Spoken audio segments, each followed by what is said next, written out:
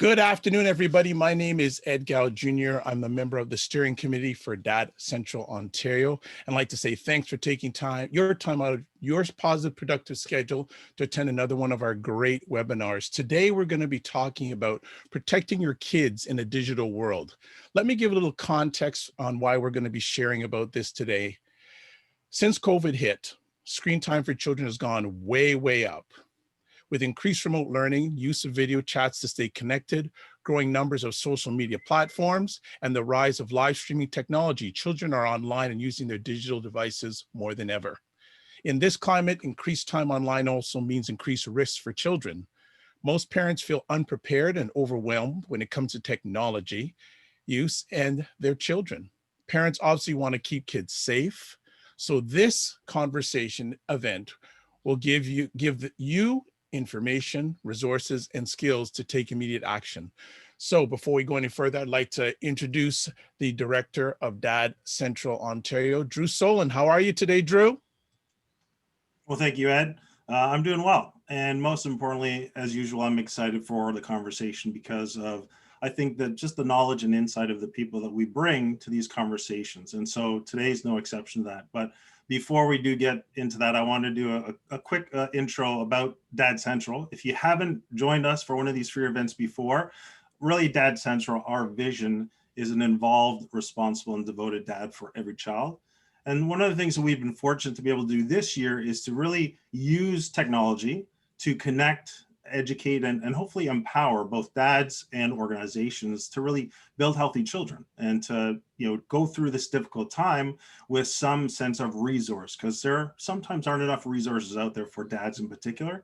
And we also know organizations really struggle sometimes to serve dads. And so our goal is to really fill that gap and help support that. And so that's about a little bit who we are. And one of the things that I'm grateful for is that we rely on financial support from the Public Health Agency of Canada, but we've also got a great supporter in Doubtman Care. And so they've been really instrumental in helping us this year do more of this, bring great resources, great people to come to this conversation to really help support parents and support dads and support organizations who serve families. And so I just want to say thank you very much to the Public Health Agency of Canada and to Doubtman Care for their support. And thank you for joining us today and for your support of the resources that we are producing and providing for you. And so 4 quick things I want to share about this event. One, if you can, and I think all of you have now, please keep your cameras off. We really want to focus on the panelists and the conversation and what they've got to share on this important topic. 2, we really encourage you to use the chat function though, because we want you to ask your questions there. It can be in the flow of the conversation, or it can just be in the set sort of Q&A period towards the end around 12:50. We'll try and break specifically for answering any questions that aren't addressed throughout it. Welcome you to use that chat, but we also ask that you would please keep your comments and questions respectful. And 4th, we do have a list of additional resources around this topic that we will share throughout, or probably more towards the end. The other thing is that if you've registered, we will be sending you an email that has access to all of these additional resources or links that are part of these additional resources at the end.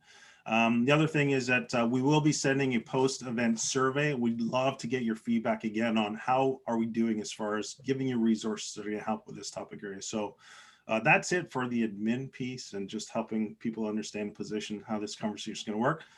Now let me turn it back to you and the main event. So thanks very much, Ed. Thank you very much, Drew. Thanks for laying the foundation for what I feel is going to be an epic conversation. But we can't have an epic conversation with 3 good friends that we have for this event. So let me just introduce each one of them to you. First up, we have Jay LeVar Bryan Sr. He's the founder and CEO of the Dad's List. He's a dad advocate and a father of 4. So welcome to you today, Jay LeVar. How are you? Doing well. Thank you so much for having me. Appreciate it. Excellent. Looking forward to your participation and your thoughts. Next up, we have Paul Davis, social networking safety expert. He's a TEDx speaker, parent educator, over 28 years of IT professional experience, and a techie dad. Welcome, Paul. Great to be here. Thank you. Excellent. And finally, we have Marc-Alexandre Ladecour, media education specialist for Media Smarts. Marc-Alexandre, how are you today? So well, thanks. I like that so well. That's so smooth. So well. I like that. Let's get into it, gentlemen. Let's have a great conversation. So let's we have some questions we'd like to have each one of you sort of participate in and share with our audience. So our first conversation piece today is, what are the risks that parents need to be aware of when it comes to kids and their use of technology? Who would like to jump in first? So I'll jump in right off the bat. One of the things that I think parents just need to be aware of is they got to stay up to date as much as they can.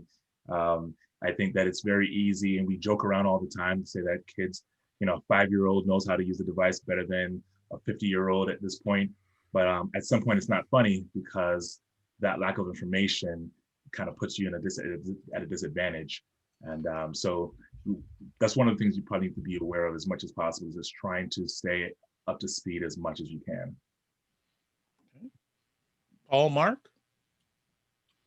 I'll tag on to what's been said there, because I like starting off with the joke, the idea that the kids are better connected, that they come out with their thumbs glued to their devices.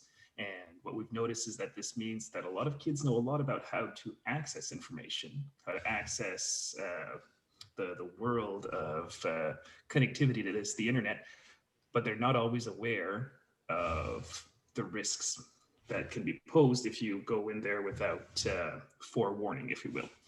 And so I think one of the main risks to consider, as well as keeping up with what's going on, is communicating with kids about what they are doing, and I say with kids, with children, with youth, with adolescents, with what is going on in their daily online lives.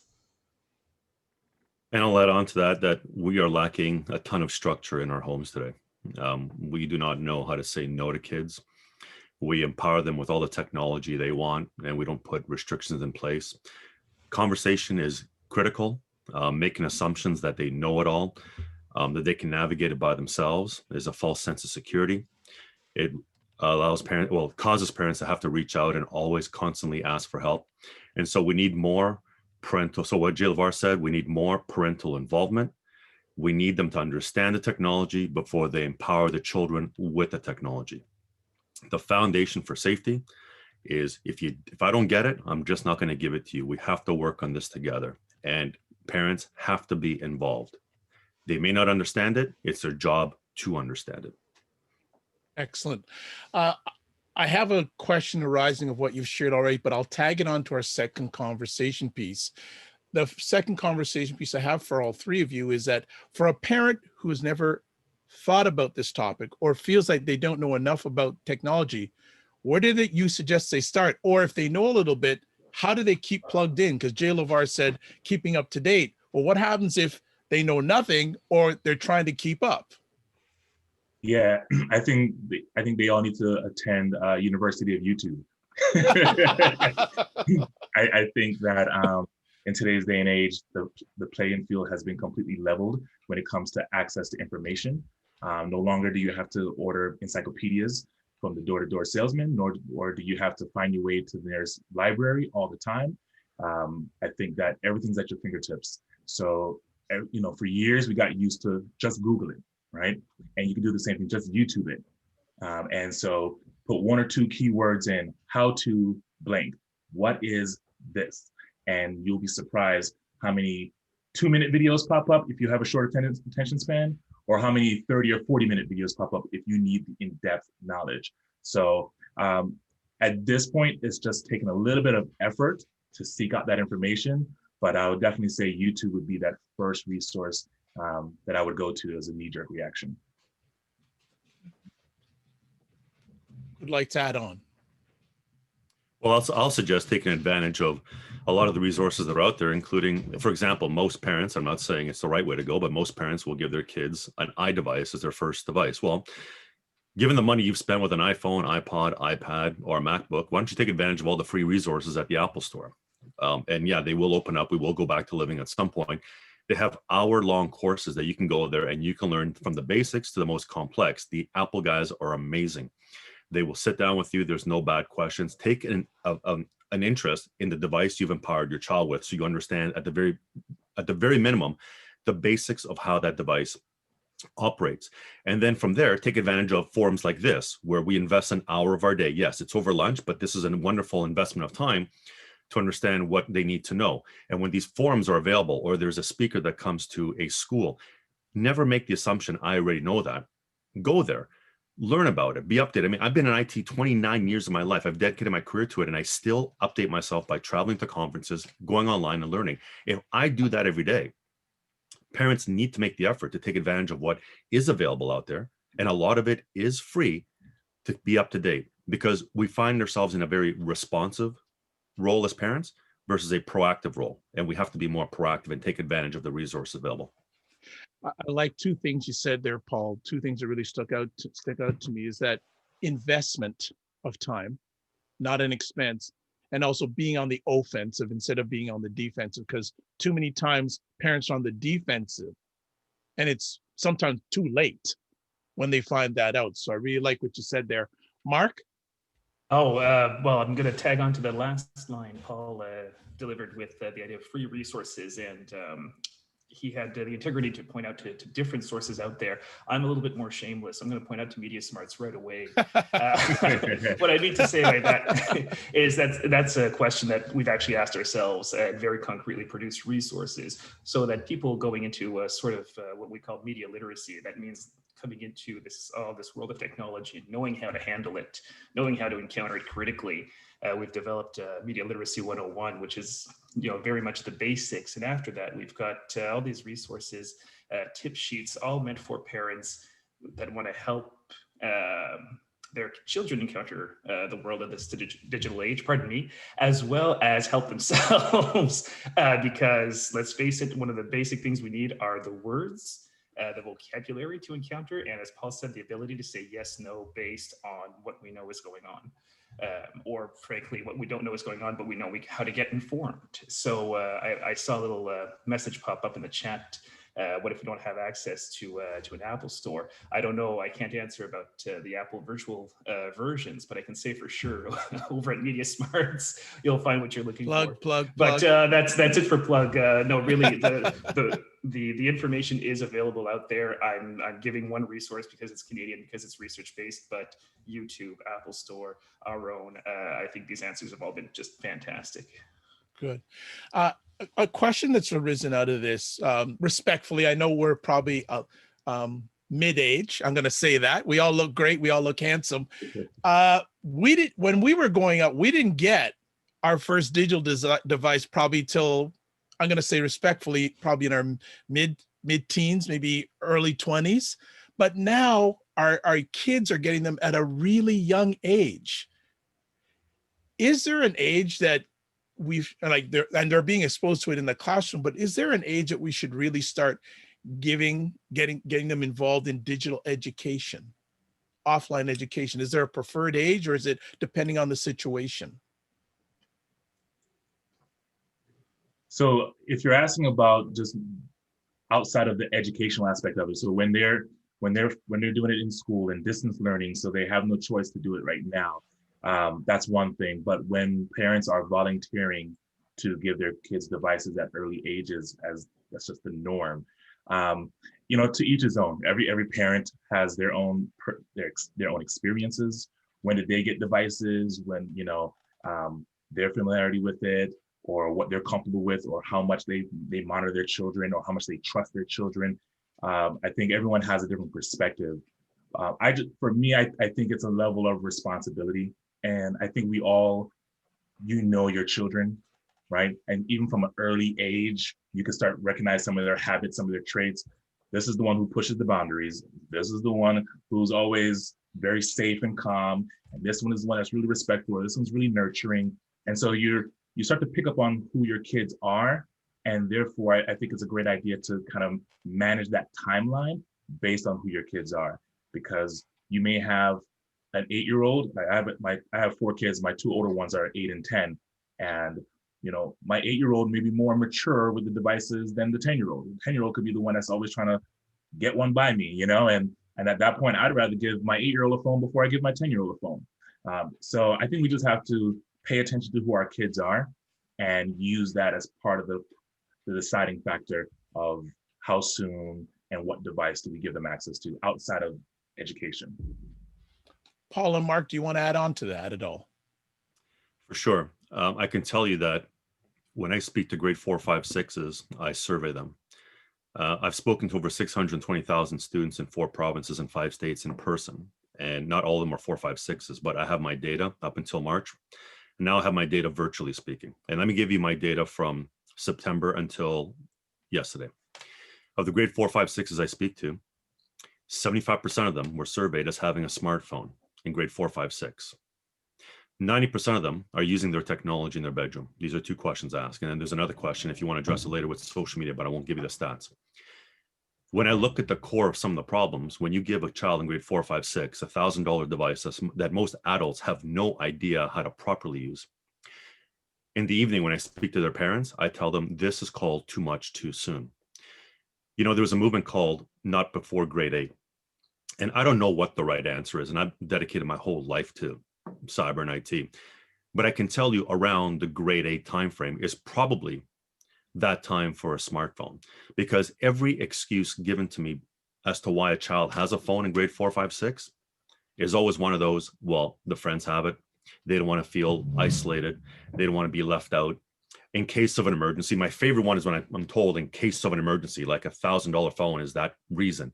Look, I'm all for technology. In fact, in the classroom, if you want a perfect recipe for technology, it's called a flip phone and it's called a Chromebook. And for $400, kids will be educated, not distracted. They won't be touching the device all the time with blinking lights, yet they'll use a Chromebook for the purposes of all the education. And I see that as excellent. The smartphone in the classroom is a proven distraction. It's not even a theory anymore. It's a proven distraction. And, you know, to what Jay LeVar said is that every child uses something differently, but the majority are not disciplined at that age to just not touch it because it's there. It blinks, it goes off. So my strategy has always been, yeah, wait till around grade 8, but up until then, give them that fair opportunity to learn without distraction. And there is proper technology, but it's that smartphone that is causing the distraction. And then I'm not an expert in addiction, where people say they become addicted because they're always on it. So I have a lot of data to back that up. And my guidance to parents is you're allowed to wait and you're allowed to say no. But that's hard for some, right? And I respect that. Mark, anything you want to add? Yeah, that's so there are a lot of good points made, and one thing that I think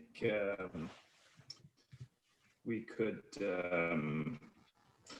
sorry, what I mean to say is one thing we can do is look at leading by.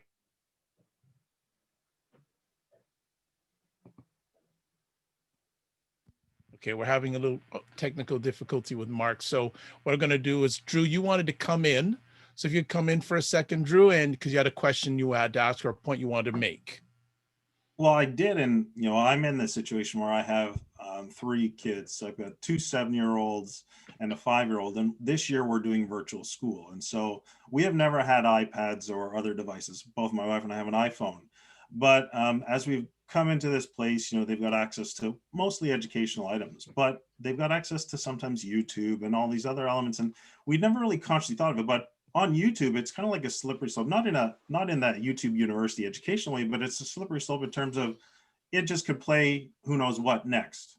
And there are sometimes ads that come up that we don't really want our kids to see, and they're young. And so what I was wondering is if maybe the panelists could talk to more about what are and so there are things, these are risks that we hadn't really considered or thought of until it was kind of in our face. So we want to be proactive, but we realized we were actually in reactive mode. And so then I started to learn about, you know, online luring. I started to learn about, you know, sexting and some of the things that other parents who have older kids are dealing with in terms of technology. And so to me, those were the risks that I was unaware of as a parent until I kind of got confronted with it. So I was wondering if the panelists could maybe talk to some of those types of things that they have heard, not necessarily horror stories, but things that we as parents who, unless we're really proactive about this, and we tried to be, but we were behind, that we need to be aware of, that why the things you're talking about now are so important. Because what are those things that our kids could get exposed to that could be very detrimental in the process? That's what I was more curious about, because again, my story, we were behind the ball, but we didn't really want to be. Yeah, I'll jump in on that first. But one of the key things that I think parents need to be aware of, and it ties back into utilizing YouTube or the Apple Store to learn more, but whether you have an Apple device or Samsung device or what it may be, in 2020, almost every single one of these devices have parental restrictions in the settings available to you. And they can get very, very granular. For a lot of us in a business corporate environment, we're used to being controlled by some form of mobile device management system to where you can't use the camera in this system or in this company. Well, as parents, we have the same kind of capabilities as well. I mean, for example, if you talk about the App Store and you talk about YouTube and how YouTube can go from playing Yo Gabba Gabba to something completely inappropriate, well, there's a kid's version of the YouTube app, right, that you can actually install. And then there's restrictions that you can put on the iPad or on your on the phone to make sure that they can't go and download whatever app they want. And then they have to ask permission to download, or even if it's a free app, you can make sure that they have to ask permission and it pops up on your device so that you can put the passcode in to allow someone to be able to download a new app. Whether you have some of these other restrictions that you have in place to make sure that the kids are safe, like being able to completely get rid of the Safari browser on the device completely. So now there's no browser on there and you can go into the App Store and download a whole new browser that is dedicated to parental controls. A lot of them are free. Some of the really good ones are paid for, only a few bucks, sometimes no more than $5. But again, so there are, I think we need to dive more into what those restrictions are and what our capabilities are, because then at that point, you'll be able to know how much you can protect your children. And then there's always, larger platform related kind of things that you can do, but just on the basic level that comes standard on these devices, just go into the settings and start tweaking with the restrictions will make a big difference.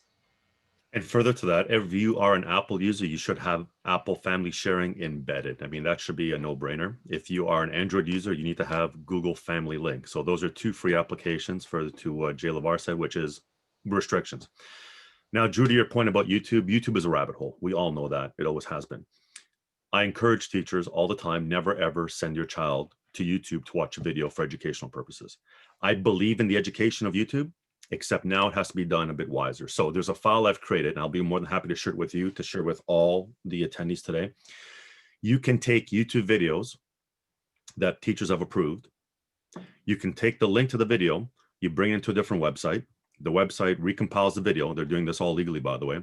Now, when they share it with the child using a new URL, there are no suggestions on the right-hand side. There are no pop-ups in the video. There's no biography and there's no comments. So now teachers can have peace of mind sharing a YouTube video that they've already approved, and the child could be at home at the kitchen table while mom and dad are making dinner, knowing that after that video, they're not going to go down the slippery slope of all the suggestions on the right-hand side. So YouTube is a rabbit hole. I would not put a kid on there by themselves. YouTube Kids is a wonderful option for 10 years of age and under. But for homework purposes, and I completely respect all the education on YouTube, it's a wonderful, wonderful place. After that initial video, remember the suggestions are that rabbit hole. So I'll send you the file. You can send that to as many individuals as you want. You can take videos, recompile them, where now there's no more suggestions. When they're done watching the video, they click on the X, they're out of the video. And in the meantime, one of the best things to do is turn off that autoplay function. How often we fall down that rabbit hole with autoplay? I believe 75% of videos viewed on YouTube actually come from the autoplay function, the up next recommendations. So these are more like steps that you can take to gradually get. I hope I'm not speaking contrary to anybody else. In terms of the security and safety matters that Drew brought up, and I'm sorry that I froze a little bit earlier, as I'm sure everybody saw. I find that one of the best things is how we use our technology ourselves as parents. When my kids were born, did I bombard them? And of course, they're babies, so they don't know. But we're taking pictures of them. How many of us, raising my hand because I'm guilty of having done it too, decided to go ahead and post those pictures online? And by the time they're old enough, what we really recommend is to start modeling the behavior you want, asking them, hey, we took this picture today at your birthday party. Can I post it online for my friends to see? Just start modeling that behavior. With all of that's already been said, I don't want to repeat. This is the next step, because ultimately, and I've seen the comment in the chat a few times, we're not going to keep up with everything that kids get up to in the world of especially social media, and that's quite on purpose. The reason kids move on to new social media platforms is to get away from parental control for a while. And especially in the teen years, we see this desire to build their own independent identity. So there's a difference between controlling what they're doing and having ongoing conversations about what they're doing. And that's my next. Once we've established the basic parameters, basic home parameters, which everybody's already contributed to in their own answers, we start talking about going forward. I'm not going to pick up your phone and see what you've been doing unless I suspect that there's a problem going on. And that conversation can lead to a lot of trust building, so that if ever there is an issue that comes up, they turn to you instead of trying to shame away in the corner. Great. Next conversation piece, and I think we've already been discussing it, but you may have some things to add, gentlemen. How can parents create an environment that supports technology as needed, but also keeps kids safe? So I think some of it may have already been covered over the last few months, but if there's anything additional that has not been discussed in regards to this question, please feel free. One thing I'll add on to something I said before, we talk about restrictions. We talk a lot about mobile devices, but there are still a lot of desktop computers and laptops that our kids are utilizing. And so, again, I can speak from an Apple standpoint. We're basically an Apple household. There's some Google stuff too, but there are ways you can just create a profile on the computer to begin with. So instead of after the fact trying to restrict X, Y, and Z, you can just create a whole new user that is set just for parental guidance to begin with. And what's great about that is you can still allow them to do what they need to do, whether it's schoolwork or anything else. However, the moment they go to a website, or they're trying to get to a website that the system seems something's up with that, it could be completely innocent, but it has these triggers, and it allows me to come in and put a passcode in to allow and log in so that they can access that website. So there's, and again, those same granular controls on the mobile devices, you can do the same thing on a desktop as well. So it's not all mobile, it's also, on a desktop as well. Yeah, and this Friday is a big shopping day, so I encourage you all to go and pick up an app-enabled router. An app-enabled router in your home will assist you in many facets, meaning from an app on your device, you can control time restrictions on Xbox, PlayStation, Wii, iOS, Android, any device, MacBook, Chromebook, Windows PC. So you are in control. And look, at an age where children are in elementary school, it's about restriction. I'm not going to be politically incorrect. It's about restriction. When they get into their teenage years, wean off restriction and more into conversation, relationships. That starts under restriction. It moves away in their teenage years. But remember, we can never fault a child for their curiosity. But when you empower them with too much, too young, and they get in trouble, because listen, one of the biggest failures in parenting is when we say we trust our kids. Let's just call it the way it is. I trust my daughters. They're both teenagers, but I know they're teenagers. And so we have conversation about what's happening. When they were younger, I trust them equally as much, but I restricted because I know their curiosity, not through any fault of anything that we've done, can lead them astray. We have to protect young minds at a young age. That involves restriction. As they evolve, they mature, we have to develop relationships. I said this to Drew. One of the biggest issues I see, and that's why I'm so happy to be here, is the absentee of a lot of dads in kids' technological lives. I know this. I know my audience, who my audience is. I know who my audience is online and in person. We need engagement from both mom and dad, whoever the caregivers are. It could be two moms, two dads. We need engagement, and we need to build relationships. At the beginning, the restrictions are important until we move to the relationship building stage. Because to Mark's point earlier on, yes, relationship and conversation is key. But at a young age, we need all parents involved in understanding what's happening, and the restrictions will help them tremendously. Absolutely. At this point, I feel like I'll almost just be repeating what Paul has just said, but I'll try to be a little bit more original than that. Because it's like anything else in childhood development, just the basic format of a question. How vast a question can be, and how we try to border that question in order to answer it in terms that our kids can understand at a young age. Technology works a lot the same way. We restrict aspects of technology for the way the brain understands at that point, and come into building proper use throughout the years. Because and here I have to say, I have no particular recommendation on when children should start accessing technology, because I really do respect that parents will know when it's the right time for their kids. And if they don't, they can follow other advice that's already been given. But once we do, we start going step by step. And this is giving full credit here to all of the last comments. And if I can add one more thing to Sure. what Paul was saying, as far as just a resource, many of your ISPs or your internet service providers that provides Wi-Fi in your home have a dedicated app already there. So you don't have to pay for anything. It's just already there. You already have access to it. You just download the application. And when you talk about trusting your children and being able to have that conversation, it allows you to have some granular controls as well, to where you can identify each person in the household, and you can say and identify which devices they're on. And then if you said, okay, after 9 p.m., they shouldn't be on their device. And you may trust them at first, and you have that conversation at first, but then you can actually know when, if they're still on their devices. And then at that point, you can choose to say, hey, you know what? I tried trusting you, and this is what the next step is. And now you have access to actually turn off internet to that one particular device and still have the rest of the house running no problem. So for those who did not know that's a feature, it is, and it's already there. So just check with your internet service provider and see if they have an application that's there that you can establish for your home, and to have that kind of granular control as well. Excellent.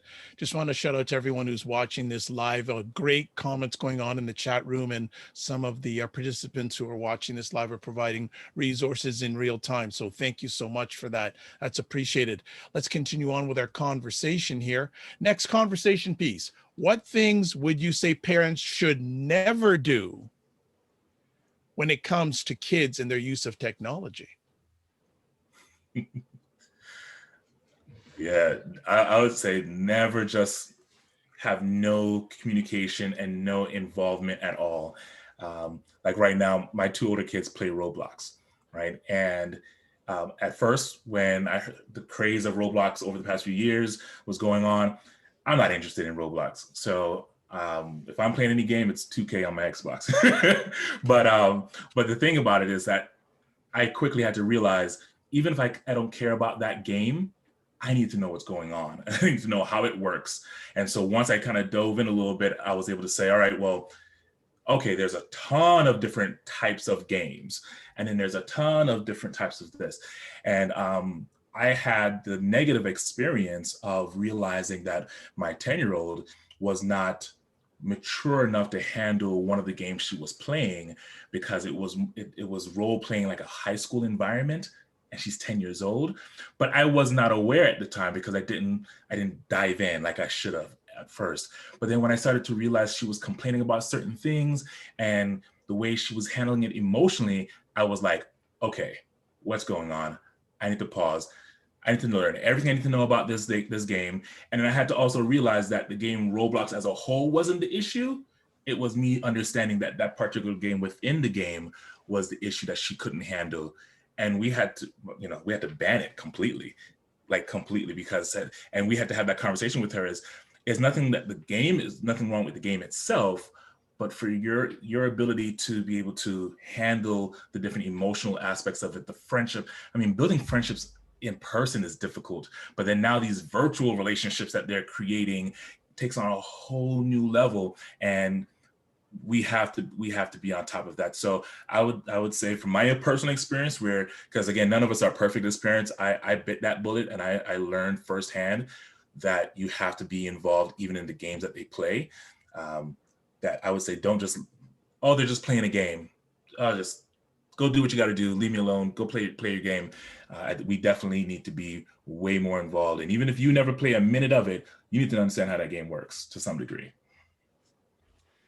My answer is very complex. I'm gonna keep it very simple. Never, you ask what we should never do, never assume that your kids know everything. Never assume that you know what they're doing. And never assume, how to put this in a nice way. Just put it, Paul. Just put it. Paul, I can tell you're a straight shooter, so shoot straight, my brother. Listen, let's just leave it at never assume, because it's when we assume that our kids get into trouble. Okay, they will outwit you in technology. Talk to them, ask them questions. Majority of them want to tell you they love teaching mom and dad about the technology, but making assumptions that, and this is the one, not my child. Have you heard that before? Mm-hmm. No, it'll never happen to my child. That's impossible. Never make that assumption, because it fails our kids. So I'm going to leave the question on never as to those statements there. Well, just before Mark continues on, I tell people one of the most dangerous words in the world is assumption. Mm-hmm. So I feel you. I get you. Mark, go ahead. So I had to think on that one quite a bit. Leaving long stories aside, I've got a bit of a background in philosophy. So when someone says never, all these alarm bells go off. Oh, you're not supposed to use that word. But I've agreed with every answer so far. So clearly there are times to use that word.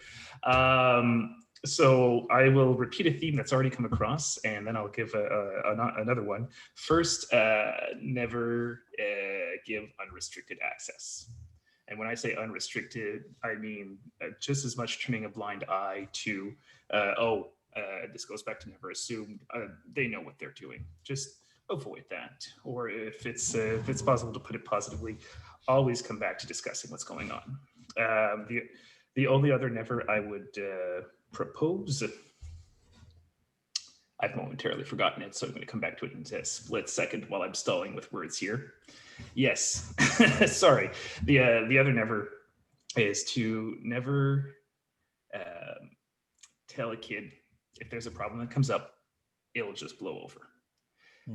The internet doesn't work that way, for one thing, and more importantly, that if your children come to you with a problem like that online, not only is it true that it'll never blow over, because there is that idea of permanency on the internet, there's also that great opportunity to get into a conversation about it and find the internet never forgets. Thank you, Paul. Well, I'm here.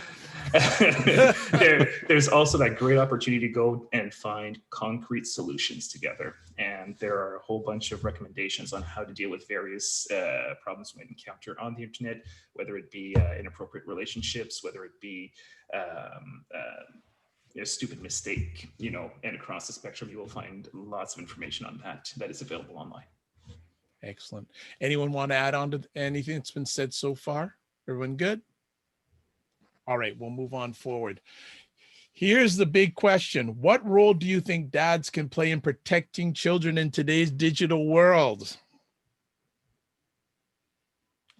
I'd say I'd like to mirror what Paul said earlier about being an example. Is how do we utilize our devices? And one thing that I am guilty of, and I'll just own it again, we have to be transparent with each other. And as dads, that's one of the issues we talk about on my podcast all the time is we're not honest with each other and we don't share with each other as men.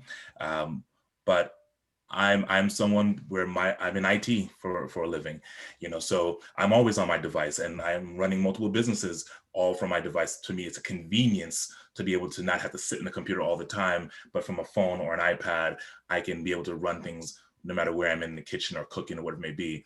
And so the kids see that. And I know my son, my 8-year-old, he's the kid that has no filter. That's my fault. That's a part of me. But he jokes around about, dad's always on his phone, or, where's dad? He's probably doing what he does best. He's always on his phone, and I understand I have some responsibility to, taking care of my household and all that through those devices. But at the same time, when my kids don't get all of that and all they see is that I'm on my device, then I'm setting a negative example for them.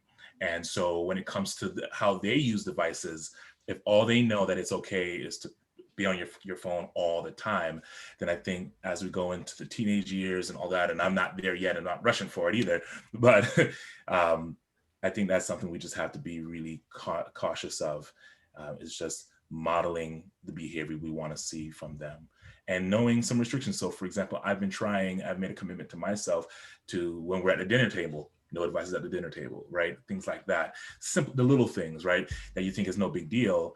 But when I'm waiting on a call or I'm waiting on a text, I can justify it all day long why my phone is on and right beside me at the dinner table. But again, to the kids, they don't understand all that. They shouldn't have to understand that. So I say modeling would be a good thing. Before Paul jumps in, it's interesting. You were reading my alleged mind, Jay LeVar. One of my mentors, his two older daughters have grown up now, but when they were younger, what they would do around the dinner table, they would all have a basket and they would put all their digital devices in the basket and they would not be touched during dinner time. Yeah. So it sort of, it builds on what we were saying earlier on about building the relationship piece. Like when everyone was having dinner, phones, laptops, whatever, cell phones, etc., smart devices were all put in a basket. This was our time to develop relationships without any digital interruption. So I just wanted to add that. Go ahead, Paul. Number one, we need to get more dads involved in our kids' life online. They need to take a vested interest. And why am I saying that? Because I can tell you, when I speak to parents at schools, I can tell you without a shadow of a doubt, I take numbers all the time, and 80% of my audience are moms. And when I joke about that at night, I'll get oh yeah, they know it all, and they sent us to get more information, but they don't. We need more dads involved in our children's online lives. Number two, we need our dads to support the moms in that household and not go against their rules and not contradict them. Because what's happening is a lot of the moms who leave my presentation do implement a lot of rules in their households, but then the dads who haven't heard me don't actually believe it, don't care for it. And so they have they don't have any rules. And so now there's favoritism in the house. You know what? Well, I'm going to hang out more with dad. And then if we have a split house, it gets even worse, a split household, because now we have one parent, and I'm saying this by my statistics, usually the mom, with the rules. Dad has no rules. Well, guess what? The kid now starts playing the home. We need parents on the same page. And if they're in split homes, regardless of how much they dislike each other or may they not get along with each other, for the sake of the child, they need to be on the same page. And finally, to what Jay LeVar said, we need to model positive behavior. Breakfast, lunch, dinner, phones do not exist. Our children need to know that they're the most important things in the world to us, because if that phone blinks and you take your eyes off the child and you go to the phone back to the child, your child already knows they are second best to that device.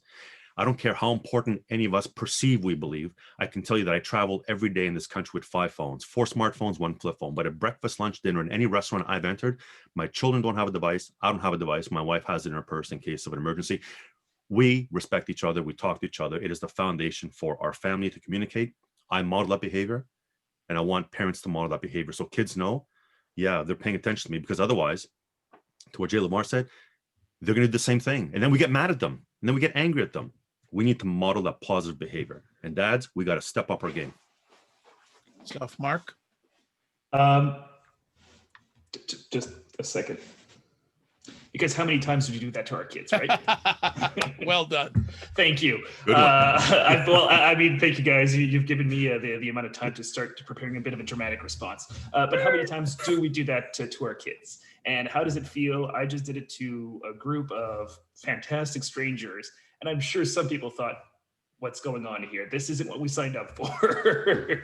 And in a family, that should be the basic presumption. This is not what we signed up for. We signed up for communication. I 100% agree with all of the ideas of no tech at dinner, taking a tech vacation, taking special time to do activities that are entirely low tech. Fantastic. When it comes to the question of what should we do with tech, of course, I'm going to stay away from the answer, well, don't use it, because it's a very valuable one. But if going into the question of what do we do with the tech in the family, what do dads do with the tech? We've mentioned modeling. That's fantastic. Dads, let's take a really strong look at our values. Do we truly value that family time? If that is a value for me, my actions have to reflect it, and my kids will know. And this remains important. And I'll just repeat after that. Yeah, don't let your partner be the policymaker in the home. We it's very, very easy to enforce rules when we're not the ones enforcing the rule. And this is, I know it's repetitious, but I think it's because the answer is so obvious, is that it is a team effect, a team effort, pardon me, and a value-based effort. So if you look at yourself and say, actually, no, I think that my phone really has that highest value, well, that's a conversation to be had afterwards as well. But to Paul's comment, you're probably better off stepping up your game if that's the case. Okay. Another conversation piece we have here. What is or are parental control features or software? I know you discussed it a little bit earlier on, all three of you, but how and when would you recommend parents use them? So I think we talked a little bit about it, but when should parents put those parental control features into effect? I'd say immediately. I mean, my youngest is 2 years old, going to be 3 next month, and there's a feature on Apple devices that allows you to lock the display just to one particular application. You know, at first, when a lot of parents were like, "Man, whenever I give my kid the phone, they delete apps or they go into different things, and they're using it to protect their stuff." But when it comes to even at 2 years old, being able to manage those restrictions and manage what they see. Lock them into, if you want to lock them into that the YouTube for Kids app, then you can lock them in. They can't move around, they can't hit the home button, they can't turn and do any of that kind of stuff. So as early as that, those are restrictions that are available to us. So I'd say as soon as possible. The second you put the device in your child's hand, it comes accompanied with the restrictions. It's not an add-on in a month or 2 months or 5 months, because it'll take a day before something goes wrong. It's immediately. So I would unwrap the gift. I'd make sure everything is installed. All the protocols are in place, but as soon as they open it, it's there right away. It's not a delayed process. Completely agree. And just to add more of what I previously communicated, tell your kid why. Mm-hmm. Tell your child why you're putting those things in place, because they are, as much as their brains are still in development, they are smarter than we give them credit for sometimes. They do understand a little bit better what is going on. And at the very least, if they have a why, that saves you the later conversation of why, and why that. Why? Because it's been made clear right off the bat. Before I get to my last conversation piece, there is a question here I saw in the audience. And I think, Mark, you may have touched on a bit. I just want to know if anyone else wants to expand on it. Any advice on one parent very knowledgeable, but the other not having as much knowledge on technology? How should that situation be handled? Yeah, I would definitely say one of the best ways to handle that is to, one, find out if that other parent is willing to learn, right? Because you can't force anybody to do something they don't want to do. And make sure you guys are on the same page of why it's important for them to want to learn. And then two, understand what their learning style is. Not everybody's the same. You may need to, some people prefer written, visual, audio, the whole nine, right? So for some people, you may need to send them a YouTube link that may have some videos that explain something. You may understand that your partner doesn't have a lot of time on their hands. So sending them a 20-minute video explaining something is not going to be ideal. They'll see the counter on there and they're just not even going to watch it. So maybe finding a 5-minute video or a 3-minute video that explains the same thing. You may need to send them articles that they can actually read, because that's how they need to operate, or based on what their job is, they don't have time to watch something, but they can read something in the meantime. So it's also talking to friends. We all know who the tech person in our circles are, the man or the woman who that's what they do. And sometimes say, hey, why don't you have a conversation with so-and-so, right? I'm the techie, right? In my household, I worked for Apple for 10 years. I'm in IT management solutions right now as we speak. And so, but we all know that it is very easy to come across where the person you raise your children with don't necessarily take the information even though you're the expert at it, it's like for some reason they don't believe you, right? But I say sometimes referring to friends or family members who are also very tech savvy, and encouraging them to have the same conversation with that person if they're going to hear it or receive it better. So I think we just have to figure out how do they learn and are they willing to learn and find different ways to get that information to them. And a great way to do that is at the dinner table. We're going to have our devices away after this conversation. So we can have a conversation about the technology. So let's get the kids involved. Let's get the parent who isn't as tech savvy, and let's bring it to an understanding that they can relate to. And we make it a family event. So we're all talking about it. Remember, kids love talking, and the other individual should hopefully want to express what they know to help educate the partner that maybe doesn't know as much. It's wonderful conversation amongst everything else at the dinner table. Make that a part of it, even if it's a whole 2, 3, 4, 5 minutes, just something basic so they have an understanding. Mark? I'll be, in fact, quite brief this time because we've already touched on it. The answer will be more for the parent who is not as tech savvy. And this was a huge learning curve for me as well, was admitting that sometimes I didn't know something in front of my kids. And that's hard because you want to have the answers and everything. So when you realize that you don't know what to do about tech, admit it, be humble, and follow the advice that has been previously given by the other two panelists. Great question. Another great question here in the audience. And this may be a tough one. Someone is asking, how do we keep our kids safe with devices outside our homes, at friends' homes? Anyone have any? Yeah, so this is going to sound harsh, but remember, we want parents to be all on the same playing field, meaning if you don't allow your child to play Grand Theft Auto because they're 10, and you send your child to a home where their parents don't care and they play Grand Theft Auto and they're exposed to inappropriate content, this is harsh. Don't send them to their home. You want to make sure you're on this, your kids are playing with kids where you're actually on the same level in terms of what you've instilled for restrictions, what you allow your child to have, what you don't allow them to have. Now, that's one component. The other is, remember, when they leave your home, and so we have all these filters in our home, we need to be able to take it maybe to a next level outside the home. Well, let's even assume it's not at a friend's house, but they leave your home Wi-Fi. There are products called Custodio. There are products called Circle, which allow you, again, through an app. What it does is it follows the MAC address of the device, whether it's an iDevice or an Android, and you can put restrictions so that if they connect to their friend's Wi-Fi and you've told them, no, you're not using YouTube, when they go to YouTube, they'll be restricted from using it. You can restrict the amount of time they're on social media. This is not the best scenario. It is an assistant to parents who put rules in place and also have conversations with the other parents where their child, the homes that their child are visiting, say, listen, this is what I allow my kid. Are the rules the same? Because otherwise, what parents put in place at home, which by the way can be amazing, it takes 5 minutes in a stranger's home for that kid to be scarred. So as unfair as that statement is, they need to be on the same playing field. Otherwise, that's how kids get hurt, because it's a completely different environment outside the supervision of the parents. So, Okay. Anyone else want to add on that? Oh, well, very, very briefly, one more time. At a younger age, it's easy. Maybe the device stays at home. That is probably but that again is saying, what do I do if my kid takes his device outside? Oh, don't let your kid bring his device outside. So I understand the nature of that recommendation. But if there is going to be a device, there are some things that you can do, like limit it to Wi-Fi connections. Don't give it cellular data.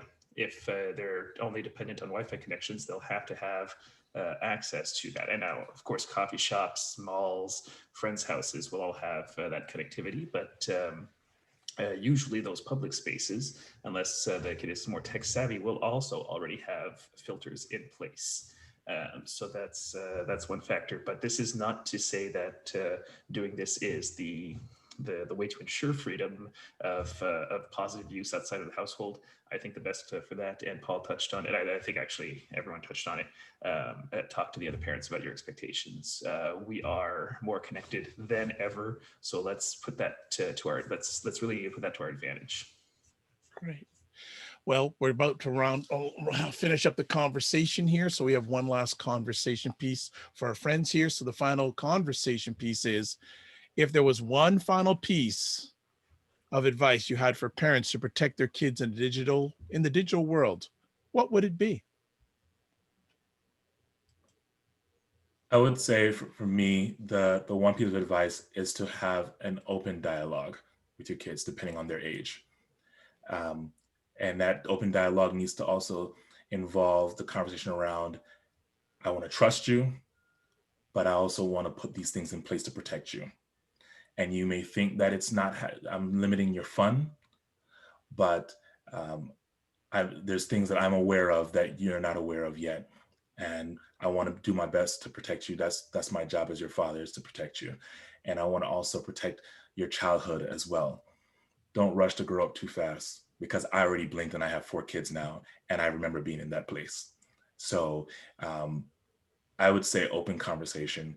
And right now, the level of conversation I'm having with my 8 and 10-year-old, I was not having when I was 8 and 10 years old. They are significantly more advanced. They're more exposed.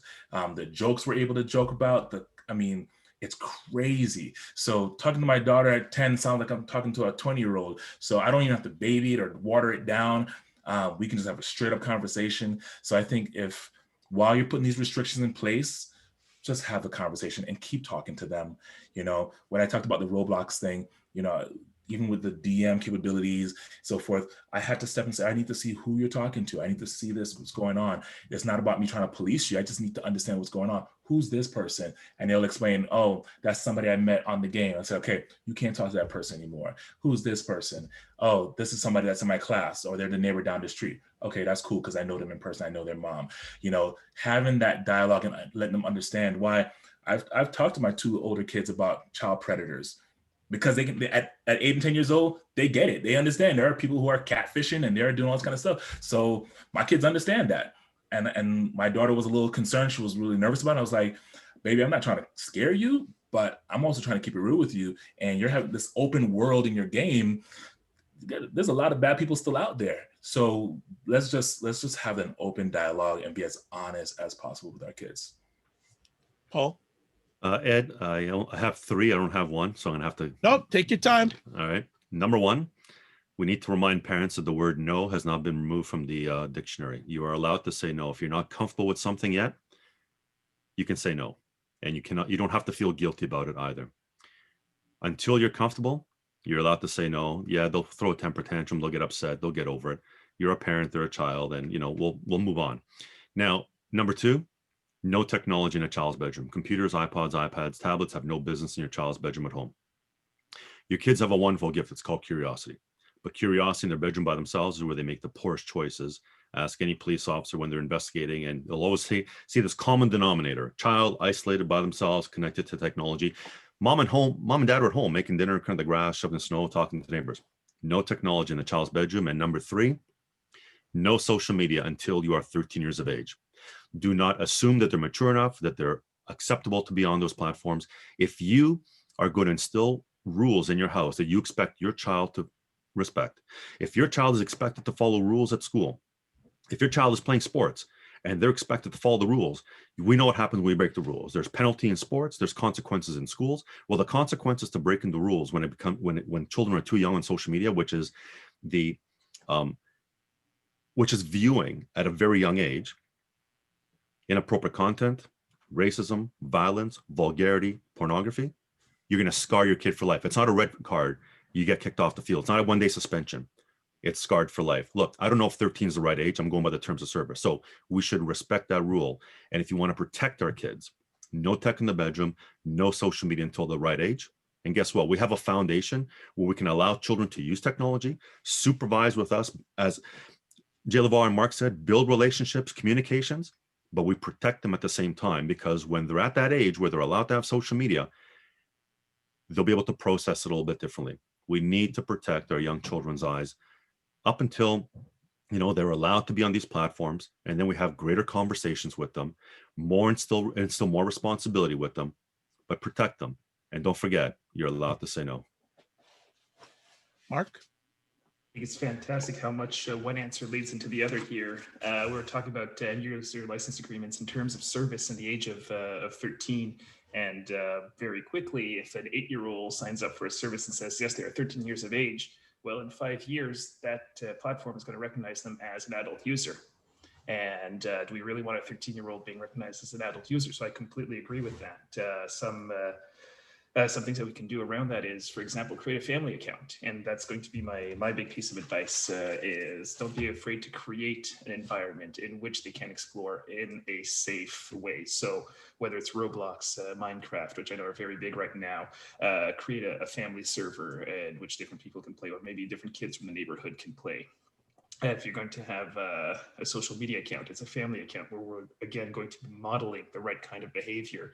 And of course, except putting all of those restrictions so that it's only a closed network and that you're only getting messages from your family members, and where everybody in the immediate family knows exactly what's going on, so that those conversations can keep going. And when people, that way, again, when people are ready to come into those accounts, we can keep having very real conversations about it. And speaking of very real conversations, again, with Jay Lavar, Brian, it is okay to have conversations with our kids, and not just okay. Today, there's a certain necessity to it about how appropriate or inappropriate relationships can be, such as why an adult youth relationship is inappropriate. And that's these are just conversations so that if they are eventually falling down that technological isolation rabbit hole, there is a way out. But ideally, we avoid that isolation in the first place. Excellent. Well, gentlemen, Jay Lavar, Paul, Mark, thank you so much for taking time out of your positive, productive schedules to share with us today. You hit it out of the park. I'm just saying thank you for what you have done, what you are doing, and what you will be doing when it comes to this important subject. I'm just going to hand it back to Drew. Well, thank you, Ed. I'm excited to hear sitting in my seat because of just the content that we've been able to hear from each of our panels today, and to know that we've got great resources as a result of this. And so, thank you so much, Paul, Jay Lavar, Mark. Really appreciate having you here. I really love many of the messages. You know, this it was really for me a call to action for any parent or anyone who's listening today, and that was the biggest takeaway for me. And you know, a couple comments: never assume. I think that is just ringing in my ears, and I hope that everyone takes that to heart. Never assume, and do your due diligence. And sometimes it's challenging, sometimes it's hard, but really that's the topic was protecting our kids. And if we're going to do that, we need to take those actions that you're talking about. So thank you so much for that. I want to remind everyone, please fill out our post-event survey. We always take this feedback and try and build off of it to help make sure our events are successful in terms of delivering what you're looking for as our audience. Again, thank you so much for attending. Thank you to Doveman Care for their support, Public Health Agency of Canada for their support to be able to present these resources to you. We will be sending out resources. I put them in the chat, but I think we'll put them together in an email, make sure everyone has access to the various links that were talked about. We also have created a blog that we launched last Thursday that has links to many of these same resources. Paul Davis's tips on his Facebook site. Media Smarts is one of those, as well as the Canadian Center for Child Protection, and they have a resource called Protect Kids Online. We've got a great division of age and stage and common questions, and a great resource as well. So we'll email those out to you in addition to a copy or a link to a copy of this presentation. So you will get access to it. We'll be able to share it with others. And, you know, Dad Central, our vision is to see involved, responsible, and devoted dads. And we want to help support dads being engaged. We want to support those who support dads.